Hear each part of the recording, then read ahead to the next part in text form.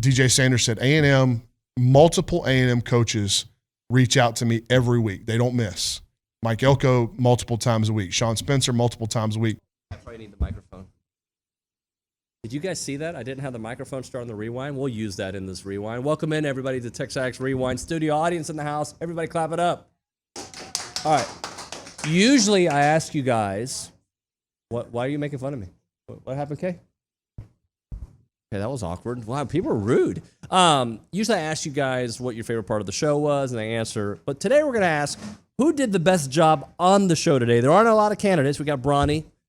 We've got Eric Casares. We've got, Nick wasn't on the show. He took the day off. Who else did we have on the show? Olin. Who did the best on the show today, guys? No, not me. I don't count. John Harris. Jackson says John Harris. So we did have John Harris on the program. He was really, really good. We had, who else, Cade? Yell. Bronny and Kendall Rogers. See how he did that? This is maybe my most favorite rewind or worst favorite of all time. Check it out.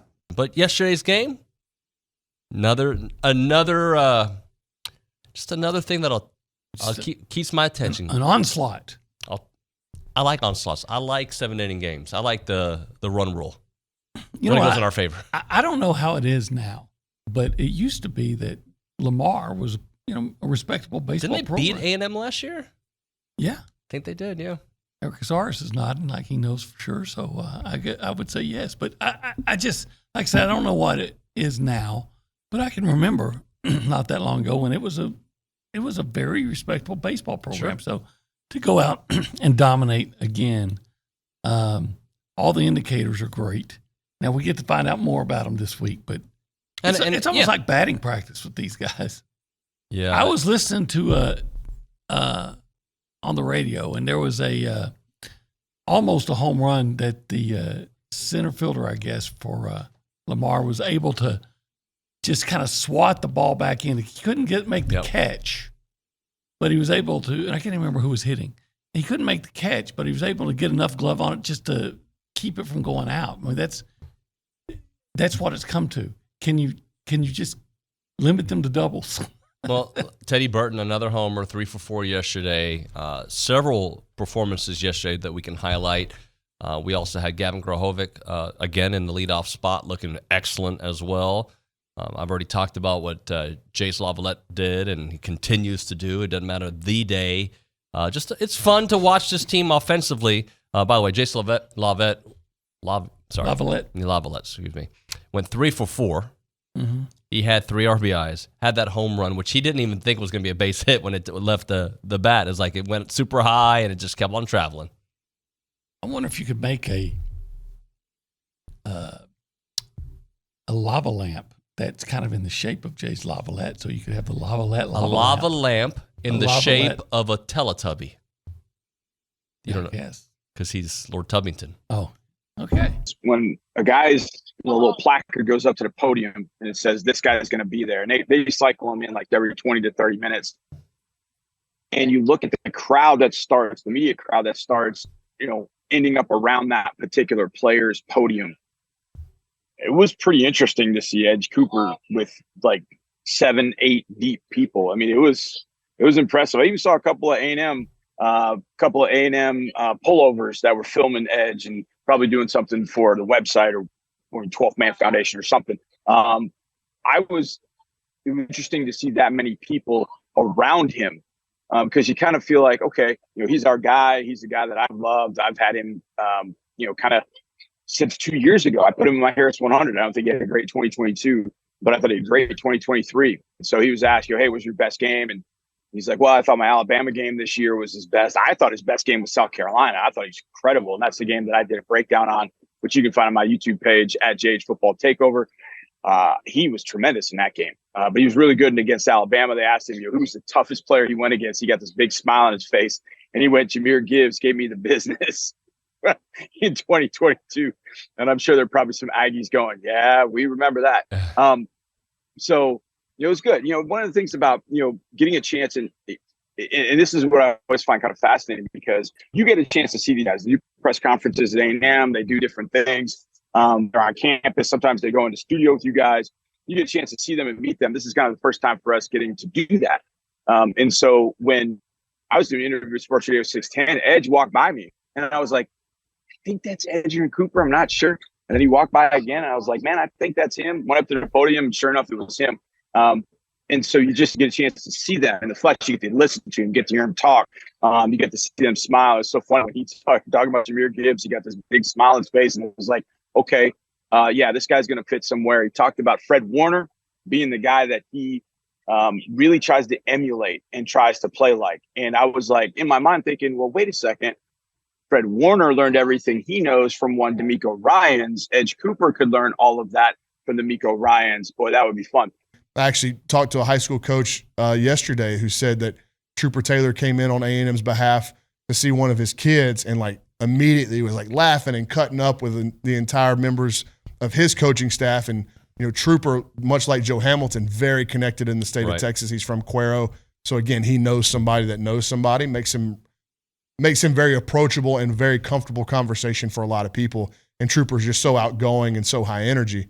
But those guys that come with those big reputations, we're seeing those obviously stand out for A&M, but also like Tony Girard-Eddy's kind of making his own way as a recruiter. And we'd heard good things about Tony in that analyst role. Now that he's a full-time coach, he's much more hands-on. And, you know, I talked to DJ Sanders yesterday, and I also talked to Landon Rink, and they both mentioned Tony Girard-Eddy as a guy that has been kind of a key component for Texas A&M. So, and we know what kind of role he played for Tiger Ryden and what kind of role he's going to have in Dallas, regardless of the positions of the kids up there. So Tony's coming on as a recruiter. So it's just, like you said, like it's a staff that's coming in, I think, with a lot less known about them as recruiters. But the more we kind of unfold and the more we talk to coaches, trainers, kids, parents, we're starting to get an idea that, yeah, like you said, like it's very similar. They're organized. They don't fall off in communication. There's a plan. Like DJ Sanders said, A&M, multiple A&M coaches reach out to me every week. They don't miss. Mike Elko multiple times a week. Sean Spencer multiple times a week. He even mentioned, like I said, Trooper Taylor has been a part of that recruitment so far. So, and, you know, when Connor Weidman comes in here and he talks about what's happening on campus in the Bright Slocum football complex where they're having to eat with a different group of players and a different group of coaches. And then you see that a similar process in the recruiting where there's different coaches recruiting different kids, but they're all staying in communication. So it's clearly an initiative that's coming from the top. Braden Montgomery, not only do we know about his offensive potential and what he's already been able to do here at Texas A&M, but yesterday got to pitch a little bit too. Yeah, I saw, a little clip of that, and it looked pretty good. I mean, he has firm stuff. I mean, last year at Stanford, it was up to 95, 96 with, if I remember right, it was a really good changeup. And, it's just one of those situations where, I think A&M is okay throwing him at times, but I think for the most part, they want to kind of, take him along pretty slowly. They don't want to sit there and burn him out early in the season. So, if I'm being honest, I think as the season progresses, I think it's more of a, hey, if we need him, we'll use him kind of situation, but it is good to see him get out there and throw again. I'm sure he loved it. Yeah, no doubt about that. Are you encouraged by what you've seen in 2 starts from Chris Cortez, and considering he's certainly probably going to take on step up in weight class next week when they take on Texas, in Texas? Yeah, I am more encouraged. I'll tell you what, I watched about 20 minutes of the game last night, and ironically enough, it was Cortez. I just kind of wanted to see how he looked, and it was a sequence of 2 batters, and one batter he threw to, I want to say he didn't even get close to the zone and actually threw like one ball to the backstop. And then the next hitter comes up, and I want to say he either goes like 1, 2, 3 punch out, or he threw like one ball, and then I think he threw one ball and then had a strikeout.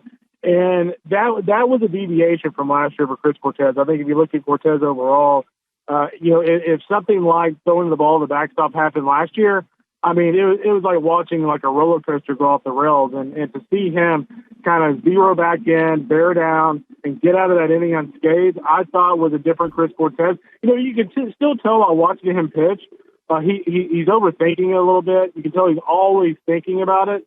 You can see it in his body language, but there's no doubt that Max has certainly found a little bit more out of him so far this year. But, you're right. I mean, when they go to Austin on Tuesday, we're going to find out everything we need to know about Chris Cortez. It's a big moment for him, really. It tells us, can he have a chance at some point to have a major weekend role? And number two, for his draft stock, if he can go to Austin, throw it really well, I think all of a sudden scouts start to view him in a little bit different lens. Eric, tell the people what to do. They can't hear you, bro. Come here. Come on. We had your favorite coach in here, and Pat Henry. You've got to contribute. Come on. Like, subscribe, share with friends. What else? You got drew a blank. I draw a blank. All right, that's it. And sign up for notifications. See ya.